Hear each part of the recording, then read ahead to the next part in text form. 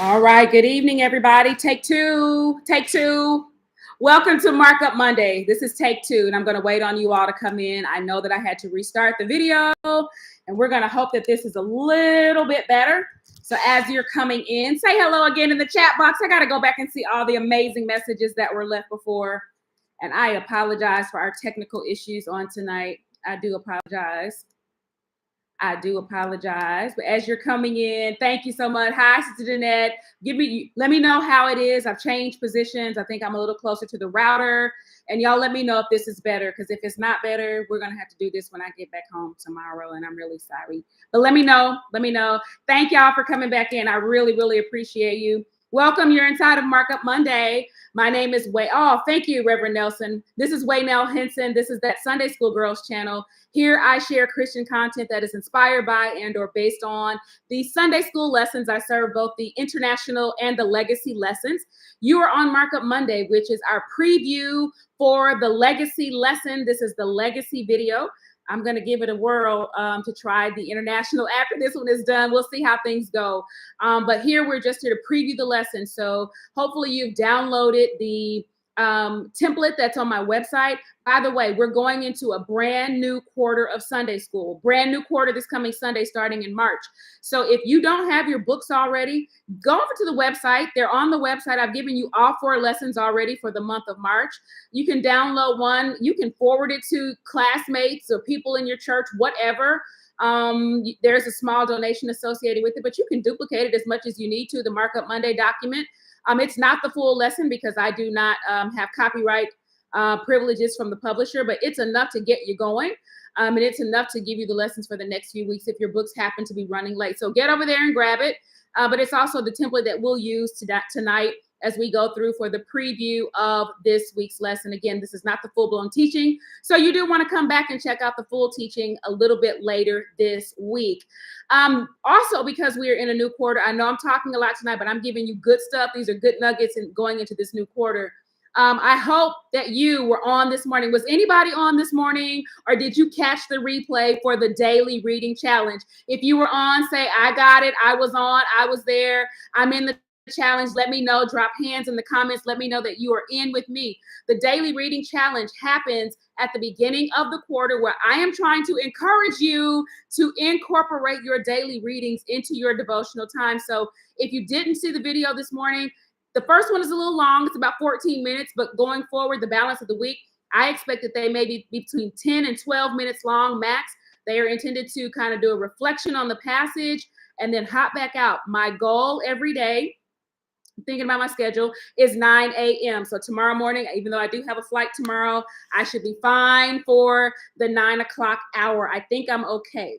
If I'm not okay, I will be early, but it will be up in the morning so that you can have that daily reading. So please, please, please join me in the challenge. All right, let's go ahead and we're going to take a look.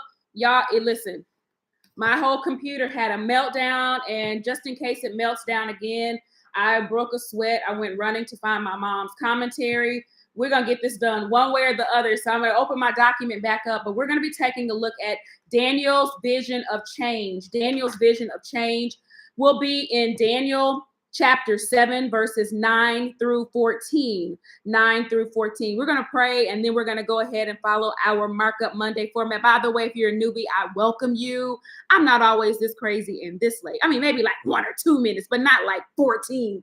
But I'm glad you're here. Let us know in the comments that you're new, and watch the love that's going to get around you. Father, we bless you and thank you for another opportunity to be together in this community. Thank you for the chance to study your word. God, thank you tonight that despite any distraction, we keep your word and the desire to be students of your word preeminent. And no matter what, we will always overcome challenges, knowing that you cause us to be victors and never victims of the things going on around us. So thank you tonight. Settle us tonight in this place and open up our minds, our hearts, our understanding, and cause us to be open, even as we go into this series. God, thank you for all of the wisdom, the nuggets, the learnings that you're going to drop on us as we go through this study together. We love you. We give you glory. In Jesus' name, amen. All right, we're going to Daniel chapter 7, verses 9 through 14. This is King James. I beheld till the thrones were cast down, and the Ancient of Days did sit, whose garment was white as snow, and the hair of his head like pure wool. His throne was like the fiery flame, and his wheels as burning fire. A fiery steam issued and came forth from before him. Thousands ministered unto him, and 10,000 times 10,000 stood before him. The judgment was set, and the books were opened. I beheld then, because of the voice of the great words which the horn spake, I beheld even till the beast was slain, and his body destroyed, and given to the burning flame. As concerning the rest of the beasts, they had their dominion taken away, yet their lives were prolonged for a season and time. I saw in the night visions, and behold, one like the Son of Man came with the clouds of heaven, and came to the Ancient of Days, and they brought him near before him. And there was given him dominion and glory and a kingdom, that all people, nations, and languages should serve him. His dominion is an everlasting dominion, which shall not pass away, and his kingdom that which shall not be destroyed. This is our reading for this week. And thank you, Sunshine McNair, for reminding everyone to please make sure that you click the thumbs up like button. There are 59 of you currently in the room, and only 17 of you have clicked the thumbs up like button. I know I probably don't even deserve it tonight, but just do it to encourage me and let me know that I'm not the only one that crazy things happen to sometimes. Also, be sure to share this video if others might benefit from this method of study. All right, brand new book of study this week, brand new book of study. Let's first of all look at the title. We're going to be looking at Daniel's vision of change. Any thoughts about that? Any thoughts about the title at all? You can drop those in the chat box. I really thought about the idea that vision is what you see, and I think it is a very interesting place when anyone, and I know the Daniel story gets interesting, but not even getting inside of his story, I think it is interesting whenever someone sees and has the courage to articulate change that is up ahead, because that's not always received well, right? Even in our modern context, change, a lot of people, there have been lots of books written on change. And so change is something that people don't always like to see coming. And it's not always easy to be on the forefront of what I'll consider leading change, okay?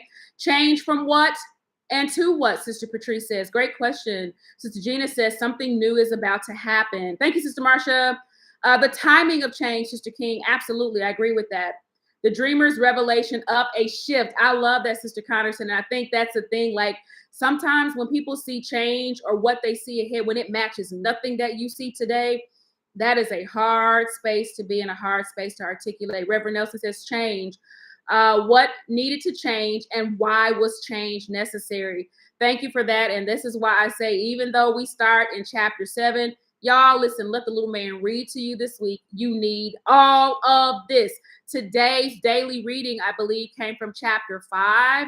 And trust me when I tell you, you need the whole story. Even though we got 6 or 7 verses here, you need the whole story. Sister Riley says things are going to be different. Absolutely. So let's look at the book of Daniel. Let's go background. We are going to be in Daniel. If I'm not mistaken, I looked ahead. I think it was 4 weeks that I saw, which I always love when we get into what I consider a series. So I'm excited about that. But that also means that we should do substantive study, because we are going to need this for the next few weeks coming up. It's 4 weeks that I know of, to be exact. So let's make sure, what do you want to know about the book of Daniel? Oh yeah, thank you, Sister Marsha. The daily reading was good this morning. I can't even understand why they started us where they did. I had to go back. Y'all need to go back. It's good stuff. All right. What do you want to know about Daniel, though? The book of Daniel. Surely you want to know what type of book it is. You want to know where it falls in the Bible, Old Testament, New Testament. That may seem elementary to you, but I teach teens and young adults. So I always have to go back and make those connections on where scripture is actually found. We need to make sure that we understand who the writer is, what are they talking about or chronicling, and who was this book written for? What is the audience? Why does the book have significance in any way? And you'll want to keep those things in mind. All right, Sister Riley says, I'm freezing. Anybody else, let me know if I am. Who are the key players at this time? Sister Patrice, and thank you for that, Sister Gina. We are looking at Old Testament. All right, who are the key players? And that is going to be so important. And I hope you saw that in today's daily reading. Like, you see kings and leadership and all that. So that's going to play into where we are. Oh, wow, Sister Marsha, great question. Is Daniel a prophet?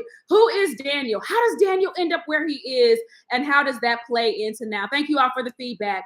All right, let's keep going.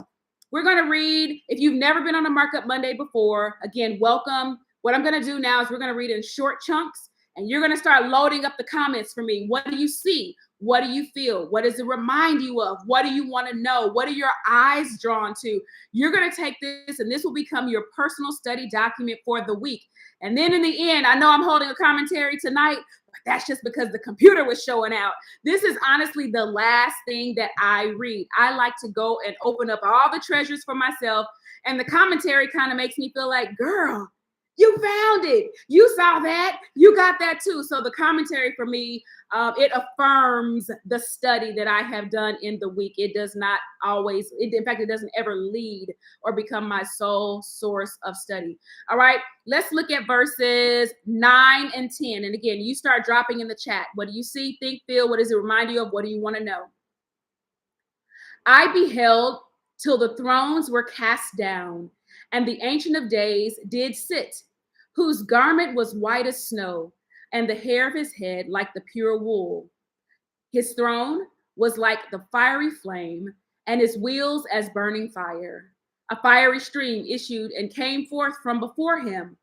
Thousands ministered unto him, and 10,000 times 10,000 stood before him. The judgment was set, and the books were open. All right, let's see what you got.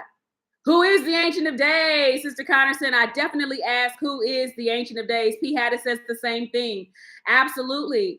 So I again ask, who is speaking, first of all? I assume Daniel, right? So I asked then, who is Daniel? What puts him in this context that he is speaking? What's been going on? I mean, because nobody just pops off and wakes up in the morning, oh, I was, standing and I stood till I beheld the throne. No, what is going on that has caused him to be in this particular situation? Sister Gina says, the Father in the Godhead. All right. I also said, Daniel is looking at something. He sees something. The King James word beheld tells me that. And whatever he's looking at, he's looking long enough until he sees action happening. He reminds me of when we studied Revelation, the detailed vision. Sister Patrice, at the bottom of this verse, let me tell you what I wrote. I wrote this for real, or I typed it. I said, this feels very Revelation-esque. I typed Revelation-esque. I don't know if it's a real word, but I'm with you. This feels very Revelation-esque. And to that end, I'll tell you what else I said, Sister Patrice. Revelation can feel very awing. I understand that for some, it can feel scary. But I'm just going to tell you, I mean, like, I love reading Revelation, but it's a lot. And so that's how I feel like reading this passage. This man is seeing a lot. All right. What are the thrones? What are the wheels? Oh, these are all questions that I asked. Absolutely. Let me go here in order. Who is he talking to? Oh, Brother Dwight, I didn't ask that question. That's a great one. What books are open? Sister Marsha, thank you for that. The end time, Sister Connerson says that we are looking at here. So I said, what thrones? Who do they belong to? Cast down. Why are the thrones cast down? Why is that significant? I also asked, who is the Ancient of Days? I noted the attire, and I made like bullets with the Ancient of Days. His clothes, I see his clothes are white. I wrote oxidol white, like white on here. His hair is textured like wool. Wool is not smooth. It is textured. So his hair is textured. The throne, I have a typo here. So what was I saying here? I think I wrote fiery flame. And I too asked the question, wheels on a throne? What is this? Why does this throne have wheels? What is this? What's going on? I also see, hi, Sister Minor. Thank you so much. I see that a stream or a river or some type of body of water flows from the throne. And this is the point, Sister Patrice, where I was like, oh yeah, this is very Revelation-esque, because it's the same kind of, this is a sensory passage because he sees things, He hears things. I'm sure he feels things too, because y'all already know. We're gonna get to these angels in a minute. And I was waiting on somebody to laugh at me with these angels, because y'all already know how I get down with angels. Not. All right, let's keep going. I do believe in them. If you're a first timer, it doesn't mean I don't believe in them. It just means that I would be one of the people. If angel shows up here, I'm like everybody else in the Bible. Somebody needs to tell me, fear not. Fear not. All right, let me keep going here. In addition to the Ancient of Days, I just said that there are others who are present. Others who are present. Let me see if anybody else has mentioned the others that are present. Their roles are to minister to the Ancient of Days. I see that. One thing I actually missed when I read it the first time, and I saw it when I read it these 2 times out loud. I should read out loud more often. That there are 2 groups of people here. There are a stream came forth, the thousands that ministered to him, and 10,000 times 10,000 stood before him. That's a whole lot, because see, the nerd, is anybody else a nerd? Did anybody else pull out your calculator and do the math on 10,000 times 10,000 just to make sure that you knew your numbers? Let me just tell you, do the math. It's a great STEM exercise for young people. If you teach young people, make them do the math and see exactly how many are standing before him. So that's a lot. There are ministering agents that are there, and there are others that are standing before him. My only point is, it's a lot of people. It's a lot of people present in this scene. So that's why I say it's a lot going on. P. Hatter says, who are these different people? Sister Bertha says, this is a judgment, vision of judgment. Thank you, District Missionary. You are not leaving me out here by myself. I love this. Is this an actual number to signify a great number, or too many to number? Reverend Nelson asked. That's a great question. And I don't know that we need to number per se. That's why I said it on Reverend. It's a whole lot going on with a whole lot of angels ministering to the throne. And I've kind of focused in on their role, right? That, in fact, I said this. Where is this? Their role is to minister to him who sits on the throne. He is the center of attention. He is the object of their focus. And I just say, yeah, I did the math. And wow, that's a whole lot. That's a whole lot. Somebody else said something. Oh, court is in session, Sister Geraldine. I wrote down the words call to order. That's exactly what the Message Bible says. Call to order. Court is called to order. And someone else asked about the books, because we get ready to open it up. We're going to read the record. We're going to read the books. All right, let's keep going here. Yeah, that's a lot of people, Sister Danette, for sure. Read the whole chapter for the interpretation of this vision, Sister Darlene. Absolutely. And all the daily readings. All right, let's keep going. 11 and 12. 11 and 12. I beheld then, because of the voice of the great words which the horn spake. I beheld even till the beast was slain, and his body destroyed, and given to the burning flame. As concerning the rest of the beasts, they had their dominion taken away, yet their lives were prolonged for a season. All right, let's go. What do you see in verses 11 and 12? 11 and 12. The first thing I said was, there's more. Because let's just be honest, we only read 2 verses, and there was a lot going on and a lot of people in verses 9 and 10. But there's more. There's more. Essentially, it looks like he's saying, I kept looking, or I looked again. And he talks about a voice, and I seem to feel like the voice commands his attention. But I want to know, what is the little horn? Or one translation says the little horn. King James says the horn spake. What is the horn? What is the horn? All right. Reverend Nelson, a lot of beheld. Pay close attention to this too. Absolutely. What book was open, Sister Riley? Great question. What book is he opening? Yeah. Who is the horn or the beast, Sister Connerson? And the beast, Sister Connerson. Absolutely. I even beheld till the beast was slain. I kept watching until the monster was killed, was the way that I restated this. And when I saw slain, I restated that as completely destroyed, because I noted that he didn't watch until the beast, got injured a little bit, got his left eye poked out, tripped on something and scratched his knee. It says till the beast was slain, and death is final. But I mean, y'all work with me. This is Markup Monday. I don't have to be serious, and I can tell you how my mind works. But just in case there was beast CPR, There's more. The beast was not only killed, but completely destroyed, because then he says he waited until he saw the beast completely destroyed by a burning flame. Now, let's just tell you, even if the beast had a chance of catching a breath and coming back, once you got into the fire, I wrote this down, that fire for me equates to permanent destruction. It's dangerous. It is a permanent destruction. Flames, absolutely. Absolutely. Little horn is big mouth. Sister Gina, I like that. Yes. Absolutely. Absolutely. That burning in flames was the finalized finals. Absolutely, Reverend Nelson. Ain't no coming back once you're cremated. What are these beasts? The other beasts, I wrote this in white, their power taken away. Sister Riley wants to know, why was that beast destroyed? And Sister Riley, I asked, why was that beast destroyed while the others were allowed to live? Because I know, Sister Mary, that's why I froze for a second, because Lord, please just let's keep going here. The other beasts had their power taken away, though. So I wanted to know, what was their power? Like, who are these beasts? What do they represent? And what power did they have? It also tells me, I don't know how to explain how I feel about this. Like, sometimes we don't think about the enemy having power. And this is telling us that the enemy does have power.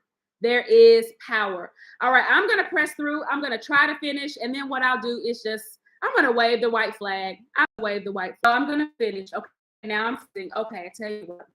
All right, tell you what. Love y'all. When I'm home.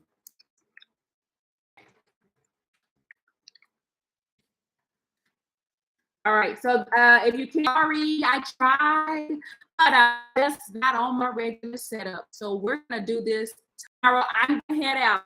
We'll try this tomorrow evening.